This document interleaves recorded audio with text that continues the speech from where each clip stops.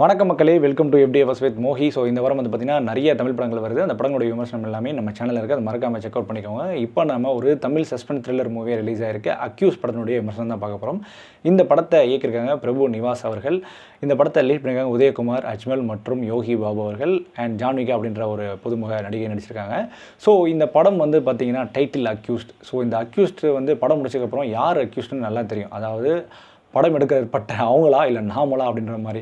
So ரிவ்யூக்கு போகிறதுக்கு முன்னாடி இந்த ரிவ்யூ ஆனது உங்களுக்கு பிடிச்சிருந்தா மறக்காமல் லைக் பண்ணுங்கள், கமெண்ட் பண்ணுங்கள், ஷேர் பண்ணுங்கள், சேனலை சப்ஸ்கிரைப் பண்ண மறந்துடாதீங்க. வாங்க நாம ரிவ்யூக்கு போகலாம். அக்யூஸ்ட் இந்த படத்தினுடைய கதை சுருக்கம் என்ன அப்படின்னு கேட்டிங்கன்னா, இந்த படத்தினுடைய ஹீரோவான உதயகுமார் அவர் வந்து ஒரு எம்எல்ஏ கொன்னனால அக்யூஸ்ட் ஆகிறாரு.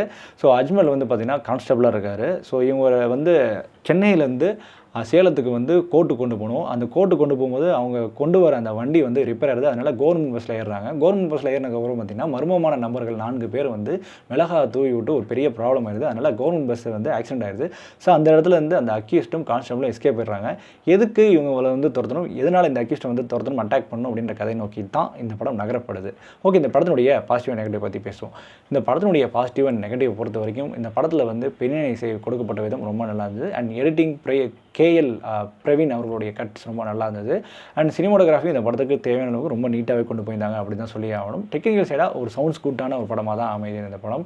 பட் இந்த படத்தினுடைய பிரச்சனைகளை பொறுத்த வரைக்கும் பார்த்தீங்கன்னா, இந்த எடுத்துக்கிட்ட கதைக்களத்துலேருந்து கொஞ்சம் தாவி வேற எங்கெங்கேயோ போயிட்ட மாதிரி தோணுது. படத்தில் வந்து இவர் ஏன் அக்யூஸ்ட் ஆனாருன்னு அப்படின்னு சொல்லிட்டு அஜ்மல் வந்து இன்னொரு கான்ஸ்டபிள் கிட்ட கேட்குறாரு. யார் இவன், இன்னும் இவ்வளோ பில்டப் கொடுக்குறீங்க அப்படின்னு கேட்கும்போது அவர் ஒரு கதை சொல்கிறார். இவன் வந்து ஒரு திருடன், அவன் கையில் என்ன கிடச்சாலும் போய் விற்றுருவான், விற்றுட்டு தரக்கடிப்பான் அப்படின்ற மாதிரி காட்டுறாங்க. ஆக்சுவலி ஸ்பீக்கிங் இவர் யார் என்னன்னு கேட்டதுக்கு இவர் என்ன பதில் சொல்லியிருக்கணும்னா, இவனை வந்து இந்த கேஸில் கொண்டு போகிறாங்க அப்படின்னு தான் அவர் சொல்லியிருக்கணும். அதை விட்டுட்டு இவர் வந்து இப்படிப்பட்ட ஆள் அப்படிப்பட்ட ஆள்னு சொல்லிட்டு அவருக்கு ஒரு பில்டப் கொடுக்குறாங்க. அந்த பில்டப் தேவையே இல்லாத ஒரு ஆணி. ஸோ முக்கியமான விஷயத்தை சொல்லாமல் இது எதுக்கு சொன்னாங்கன்னு எனக்கு புரியவே இல்லை. அடுத்து சரி, இதுக்கான ஸ்க்ரீன் ப்ளே கொடுக்கப்பட்ட விதம் ஒரு ஃபர்ஸ்ட் ஹாஃப் கூட வந்து ஒரு ஓகேஷ் ரகமாக இருந்தது. அண்ட் முக்கியமாக வந்து பார்த்திங்கன்னா இந்த படம் செகண்ட் ஹாஃப் கண்ணாபின்னு எழுதப்பட்ட ரைட்டிங், கண்ணாபின்னு கொடுக்கப்பட்ட ஸ்க்ரீன் ப்ளே அண்ட் கதைக்களம் தாண்டி வேறு எங்கெங்கேயோ பாதியில் படம் வந்து போயிட்டுருக்கு. முக்கியமாக தேவையில்லாத ஆணியாக இந்த படத்தினுடைய காமெடின்னு சொல்லலாம். படத்தில் யோகி பாபுவோட காமெடி ஒரு சில இடங்கள் ஒர்க் அவுட் ஆகிருக்கு, மேக்ஸிமம் இடங்களில் ஒர்க் அவுட் ஆகல. அவரே வந்து இஷ்டம் இல்லாமல் நடித்த மாதிரி ஒரு ஃபீல் வருது. படத்தில் அவர் ஒரு டைலாக் சொல்லிட்டு போவார், என்னென்னா, உங்கள் 2 பேரோட காம்பினேஷனில் என்னால் ரொம்ப நாள் ட்ராவல் பண்ண முடியல, தயவுசெய்து நான் இங்கே இறங்கிடுறேன் அப்படின்ற மாதிரி. ஆக்சுவலி இது வந்து ஆடியன்ஸ் வாய்ஸாக அவர் பேசுன மாதிரி எனக்கு ஃபீல் ஆச்சு. ஸோ அந்த மாதிரி தான் இந்த படத்தினுடைய ஸ்க்ரீன் ப்ளே அமைஞ்சிருந்தது. ஏன்னா ஸ்க்ரீன் ப்ளே விதமாக இந்த படம் ரொம்ப வீக், ஒரு அமெச்சூரான ஃபிலிம் மேக்கிங் கூட சொல்லலாம்.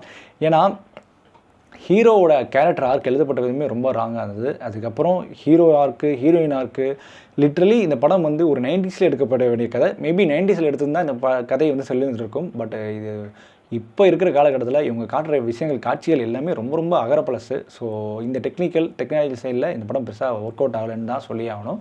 சரி, உதயகுமார் நடிப்பு பொறுத்த வரைக்கும் இந்த படத்தில் நீட்டான பர்ஃபார்மன்ஸ் தாண்டி ஒரு சில இடங்களில் வந்து கொஞ்சம் ஓவர் டூவாக பண்ணியிருக்காரு.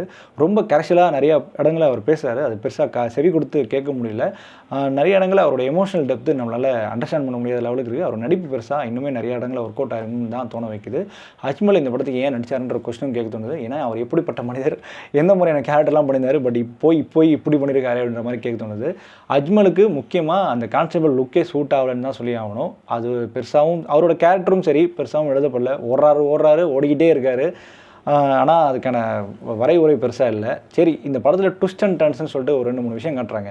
அந்த ட்விஸ்ட் அண்ட் டர்ன்ஸை ஸ்டார்டிங்லேயே ஒரு சில சீன்ஸில் ரிவீல் பண்ணிடுறாங்க. அதனால் ட்விஸ்ட் அண்ட் டர்ன்ஸாக படம் போகல, அதுக்கான சுவாரஸ்யமும் கதையை அமைக்கலை. சரி, இந்த படத்தில் வேறு என்ன தாண்டா இருக்குது அப்படின்னு கேட்டிங்கன்னா, என்ன இருக்குது இந்த படத்தில் வந்து ஒரு ட்ராமேட்டிக்காக போகுது, முக்கியமாக ஒரு ஆர்டிஃபிஷியலாக போகுதுன்னு சொல்லலாம். படம் ஃபுல்லாகவே நிறைய சீன்ஸ் வந்து ரொம்ப ஆர்டிஃபிஷியலாக இருந்தது. அதுக்கான காரணம் இந்த நடிகர்களாக இருக்கட்டும், ஸ்க்ரீன் பிளேயாக இருக்கட்டும், எல்லாமே ஒரு காரணம் சொல்லலாம். ஸோ ஒரு ஆர்டிஃபிஷியலான ஒரு படத்தை பார்க்குறோம். ஆர்டிஃபிஷியல் இன்டெலிஜென்ஸில் வச்ச படத்தை கூட நம்ம பார்த்துடலாம். ஆனால் இந்த மாதிரி ஆர்டிஃபிஷியலாக நடிக்கிறவங்கள படத்தை பார்க்குறது தான் ரொம்ப கஷ்டப்படுற மாதிரி இருக்குது. ஸோ மொத்தத்தில் இந்த படத்தை பார்க்கலாமா வேணாமா, இல்லை கண்டிப்பாக பார்த்தே தீரணுமா அப்படின்னு கேட்டிங்கன்னா, என்னை பொறுத்த வரைக்கும் இது வந்து ஒரு பிலோ ஆவரேஜான மூவி தான் நான் கருதுவேன். ஸோ இந்த மாதிரியான மூவி ரிவ்யூஸ்க்கும் மூவி ரெக்கமெண்டேஷனுக்கும் நம்ம சேனலை தொடர்ந்து ஃபாலோ பண்ணிக்கோங்க. இந்த படத்துக்கு மார்க் தானே கேட்குறீங்க, 2.5 ஓகேங்களா. So until then stay with me FDFS with மோகி.